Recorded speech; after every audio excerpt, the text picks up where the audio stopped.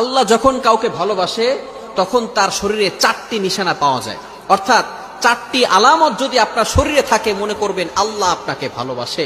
4টি নিশানা। 1 নাম্বার হচ্ছে যাদেরকে আল্লাহ তাআলা দ্বীনের সঠিক জ্ঞান দান করেন তাদেরকে আল্লাহ তাআলা মহব্বত করেন। নাম্বার 2, দ্বিতীয় নাম্বার হচ্ছে যারা বেশি বিপদে পড়ে আল্লাহ তাআলা তাদেরকে মহব্বত করেন।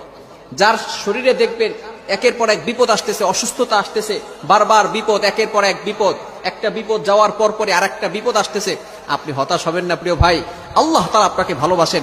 এই কোটি কোটি মানুষের ভিতরে আল্লাহ তাআলা আপনার প্রতি ফোকাস করেছেন, আল্লাহ তাআলা আপনাকে ভালোবেসেছেন বিধায় আল্লাহ পাক রব্বুল আলামিন আপনাকে বিপদ দিয়েছেন। মনে রাখবেন নবীদেরকে আল্লাহ তাআলা বিপদ দিয়েছেন। ইব্রাহিম আলাইহিস সালাম খলিলুল্লাহ এবং মিল্লাতা আবিকুম ইব্রাহিম, যিনি সকল মুসলিম উম্মাহের সকল মুসলমানদের পিতা এবং সকল মুসলমানদের লিডার নেতা, সুতরাং ইব্রাহিম আলাইহিস সালামকে আল্লাহ তাআলা সবচেয়ে বেশি কষ্ট দিয়েছেন।